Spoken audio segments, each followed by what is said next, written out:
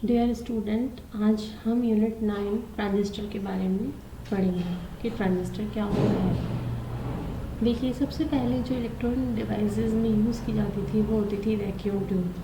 वो एक electron tube होती थी जिसमें इलेक्ट्रिक करंट को कंट्रोल किया जाता था। वो हाईली यूज़ में आती थी, बट उसकी कुछ डिसएडवांटेज थी, जैसे वो बल्कि थी, ऑपरेटिंग वोल्टेज बहुत ज़्यादा था और पावर कंजप्शन भी बहुत ज़्यादा था, एफिशिएंसी बहुत कम थी और बहुत ज़्यादा हीट प्रोड्यूस होती थी ऑपरेशन के टाइम पे। तो इन सभी डिसएडवांटेजेस को दूर करने के लिए 1947 में ट्रांजिस्टर का इन्वेंशन हुआ। ट्रांजिस्टर ने इन सभी प्रॉब्लम्स को दूर कर दिया। इसमें ट्रांजिस्टर में 3 टर्मिनल डिवाइस होती है। ये जो इसके 3 टर्मिनल्स हैं वो कौन कौन से होते हैं? बेस, कलेक्टर और एमीटर। बेस एक्टिवेट करने के लिए रिस्पॉन्सिबल है, ट्रांजिस्टर को कलेक्टर पॉजिटिव लीड है और एमीटर नेगेटिव लीड होती है। ट्रांजिस्टर की कंस्ट्रक्शन के अकॉर्डिंग 2 टाइप्स होते हैं, पीएनपी एंड एनपीएन। पीएनपी में 2 पी टाइप और 1 एन टाइप। एनपीएन में 2 एन टाइप और 1 पी टाइप। तो ये 2 कॉन्फ़िगरेशंस होती हैं। इसमें करंट को कैसे कंट्रोल किया जाता है इसके बारे में हम पढ़ेंगे। बेस टर्मिनल पर वोल्टेज अप्लाई करके एमीटर से कलेक्टर की तरफ जो करंट जाती है उसे कंट्रोल किया जाता है, इसलिए ट्रांजिस्टर को करंट कंट्रोल डिवाइस भी कहते हैं हम। अगर बेस पे हम कम करंट भी देंगे, अगर बेस पे बहुत कम करंट फ्लो हो रही है तो भी वो ज़्यादा से ज़्यादा कलेक्टर करंट को कंट्रोल कर सकती है, तो इसलिए इसे करंट कंट्रोल डिवाइस कहा जाता है। यहाँ हम कॉन्फ़िगरेशंस पढ़ेंगे, तो एक पीएनपी और दूसरा एनपीएन। यहाँ पर डायग्राम में आप देख सकते हैं एक फिज़िकल कंस्ट्रक्शन शो कर रखी है पीएनपी और एनपीएन की। ये 3 टर्मिनल है, emitter, base and collector. Base terminal PNP में एन टाइप से कनेक्टेड है और emitter and collector P type से कनेक्टेड है। एनपीएन में जस्ट अपोजिट पी टाइप से बेस कनेक्टेड है और दोनों एन टाइप से एक एमीटर और कलेक्टर कनेक्टेड है। तो ये फिज़िकल कंस्ट्रक्शन थी। फिर हम डायोड एनालॉजी के बारे में बात करें। 2 डायोड एनालॉजी की जो ट्रांजिस्टर है 2 डायोड्स को जोड़ के बनाया जाता है। तो पीएनपी में देखिए किस तरह से होगा कनेक्शन। यहाँ पर ये पीएन डायोड, ये पीएन डायोड, तो दोनों के एन टर्मिनल को जोड़ दिया है, कॉमन कर दिया, तो ये बन गया पीएनपी ट्रांजिस्टर। और एनपीएन में क्या होगा, दोनों साइड से जो डायोड्स हैं उनके पी टाइप को अगर हम जोड़ दें यहाँ पे तो ये बन जाएगा एनपीएन कॉन्फ़िगरेशंस। फिर सर्किट सिंबल की बात करें हम, तो सर्किट सिंबल में पीएनपी में एमीटर से करंट इनवर्ट होती है और एनपीएन की बात करें तो एमीटर से करंट आउटवर्ड डायरेक्शन में दिखा रखी है। तो ये इनका सर्किट सिंबल्स है। तो physical construction, 2 diode analogy and circuit symbols के बारे में हमने स्टडी करी। अब हम बात करते हैं ट्रांजिस्टर की बायसिंग, कि ट्रांजिस्टर में किस तरह से हम ट्रांजिस्टर को विद्युत सर्किट से जोड़ते हैं, जिसे हम बायसिंग कहते हैं। तो ट्रांजिस्टर में बायसिंग 2 तरह से होती है। देखिए, एक तो एमीटर बेस जंक्शन और ऐसे ही कलेक्टर बेस जंक्शन। तो एमीटर बेस जंक्शन हमेशा फॉरवर्ड बायस होता है और कलेक्टर बेस जंक्शन हमेशा रिवर्स बायस होता है। क्यों? क्योंकि एमीटर बेस जंक्शन उसका रेजिस्टेंस कम होता है, एमीटर का रेजिस्टेंस कम होता है, जबकि कलेक्टर बेस जंक्शन में कलेक्टर का रेजिस्टेंस बहुत ज़्यादा होता है, इसलिए उसे हमेशा रिवर्स बायस रखना होता है और एमीटर बेस को हमेशा फॉरवर्ड बायस रखना होता है। तो ये हमारे बायसिंग के सर्किट हैं पीएनपी और एनपीएन के। यहाँ देखिए, पीएनपी में जो है यहाँ पे एमीटर बेस जंक्शन को फॉरवर्ड बायस और कलेक्टर बेस जंक्शन को रिवर्स बायस, और एनपीएन में जस्ट अपोजिट हो गया, एमीटर बेस जंक्शन को रिवर्स बायस और कलेक्टर बेस जंक्शन को फॉरवर्ड बायस। तो ये हमें ध्यान रखना होगा। पीएनपी ट्रांजिस्टर में एमीटर बेस जंक्शन को फॉरवर्ड बायस रखते हैं और कलेक्टर बेस रिवर्स बायस, और एनपीएन में अपोजिट रखते हैं, एमीटर बेस जंक्शन को रिवर्स बायस और कलेक्टर बेस जंक्शन को फॉरवर्ड बायस रखते हैं। नेक्स्ट अब हम बात करें ट्रांजिस्टर ऑपरेशन की, कि पीएनपी और एनपीएन ट्रांजिस्टर का क्या ऑपरेशन होता है। तो ये डायग्राम शो कर रखा है पीएनपी ट्रांजिस्टर के लिए। Emitter base junction by forward bias और कलेक्टर बेस जंक्शन जो है वो रिवर्स बायस से कनेक्टेड है। यहाँ पर दोनों साइड में एमीटर्स लग रहे हैं जो करंट की वैल्यू देंगे हमें। जो बात है यहाँ पर मेन इम्पॉर्टेंट वो ये है कि पीएनपी ट्रांजिस्टर में जो कंडक्शन है वो होल के थ्रू होता है और कलेक्टर करंट एमीटर करंट से थोड़ी कम होती है। और तीसरी इम्पोर्टेंट बात है कि एमीटर करंट के कम या ज़्यादा करने से कलेक्टर करंट अफेक्टेड होती है। यहाँ पे देखिए पीएनपी ट्रांजिस्टर में क्या है, यहाँ पर जो पी टाइप, दो पी टाइप और एक एन टाइप, मतलब एन टाइप को हमने कॉमन करा होता है, तो पी टाइप मेजॉरिटी कैरियर्स में है होल्स यहाँ पे, तो करंट का कंडक्शन होल के थ्रू होगा। और यहाँ पे कलेक्टर करंट एमीटर करंट से थोड़ी कम होती है, मतलब एमीटर करंट के कम या ज़्यादा होने के कारण कलेक्टर करंट अफेक्टेड होती है।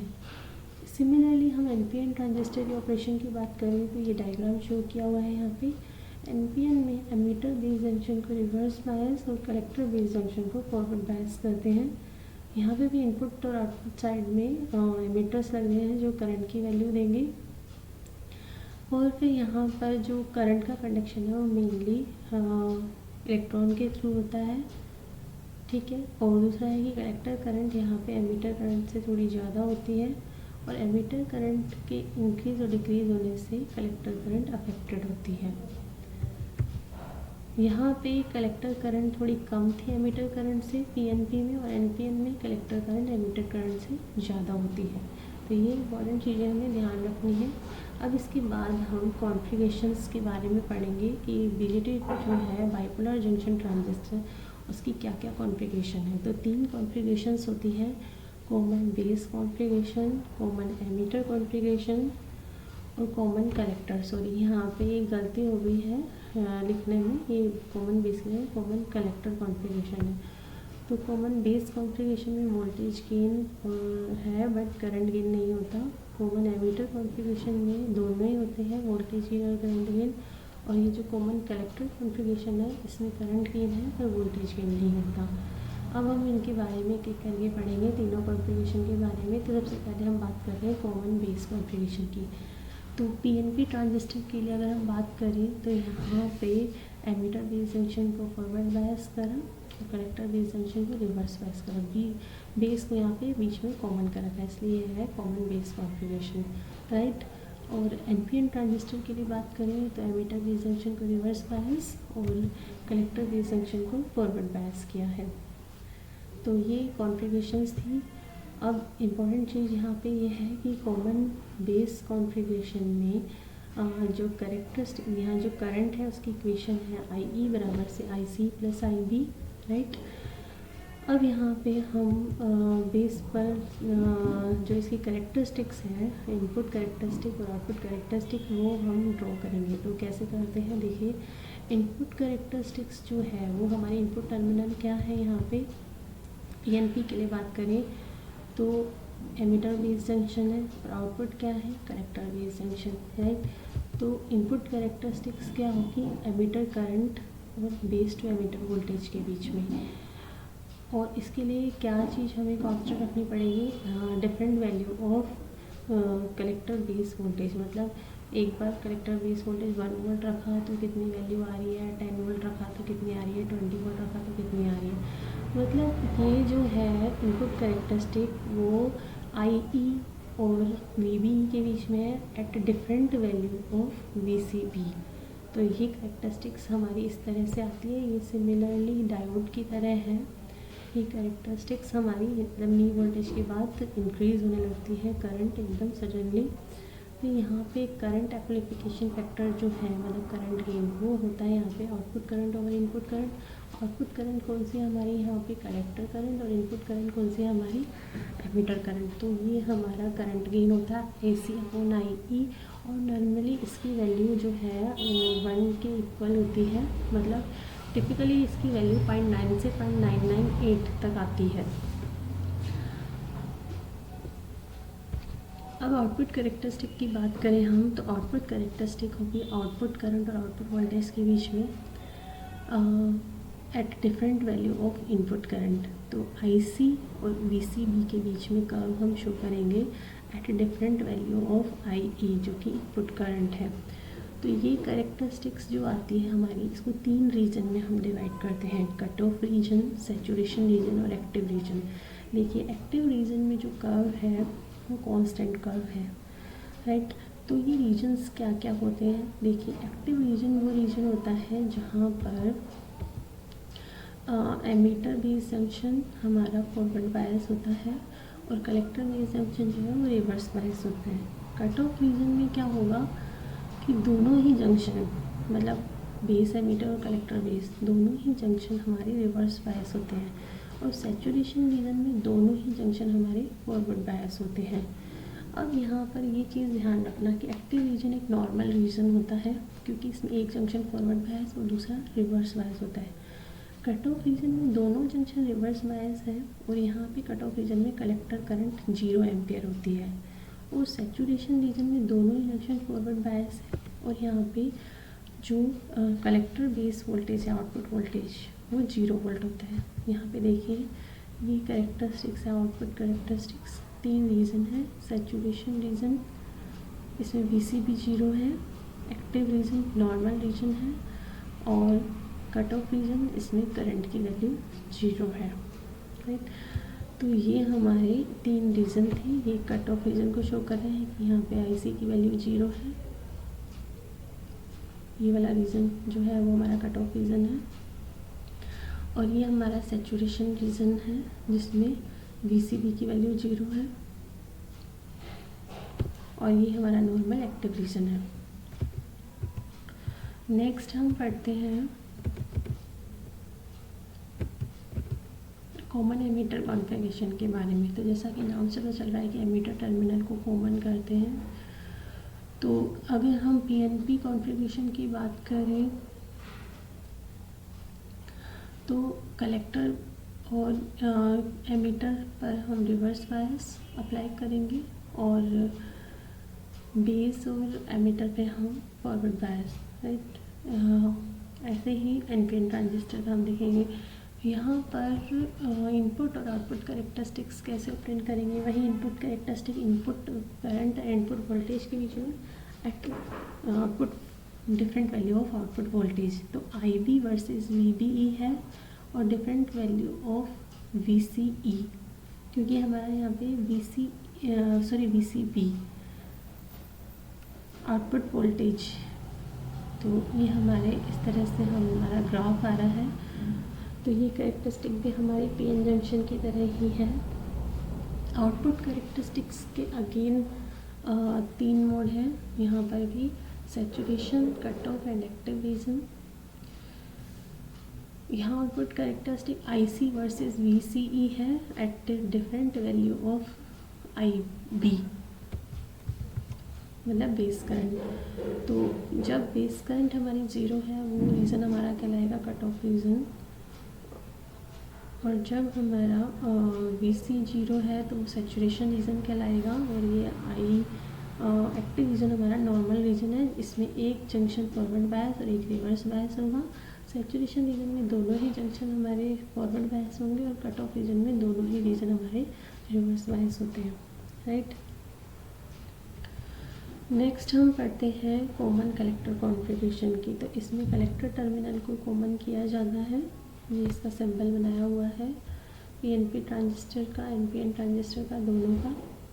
देखिए यहाँ पे अगर हम बात करें NPN ट्रांजिस्टर की, तो बेस और कलेक्टर के बीच में यहाँ पर फॉरवर्ड बायस, और एमीटर और कलेक्टर के बीच में यहाँ पे रिवर्स बायस देंगे NPN ट्रांजिस्टर के लिए। PNP ट्रांजिस्टर के लिए बेस और कलेक्टर में रिवर्स बायस, और एमीटर और कलेक्टर के बीच में फॉरवर्ड बायस देंगे।